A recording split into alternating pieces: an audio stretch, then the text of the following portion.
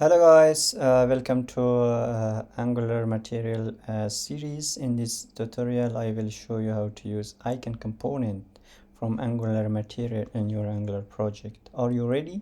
Let's get started. Open your browser and visit this website material.angular.io, and then after that you should click on component. On the left side we have all the component. In the previous video we used I think we used progress spinner, and in this tutorial we will use icon component. How we can use it? So I'm going to open my Visual Studio Code. This is the previous Angular project, so I'm going to remove everything from app.html and from app module.ts. I'm going to remove this because we don't need it, and okay, save it. And also I'm going to so let's run the project. ng serve. With this command we can run an Angular project. So compile successfully. Let's host the project here, localhost 4001. As you can see, the project is empty, there is nothing. So now I will show you how to use icon. So click on icon, and here we have 3 tabs: overview, API, and example.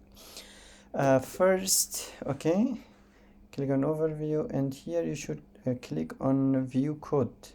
Click here and copy the code, paste this in your app component.html. And also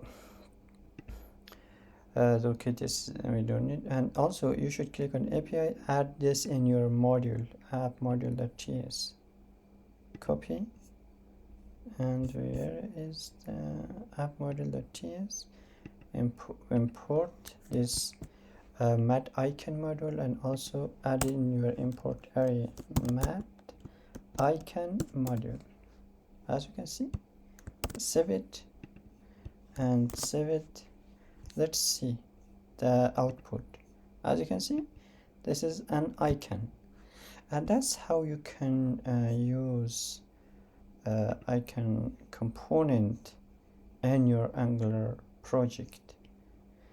And for example, here we have home. As you can see, home label, home, and you can use anything you want.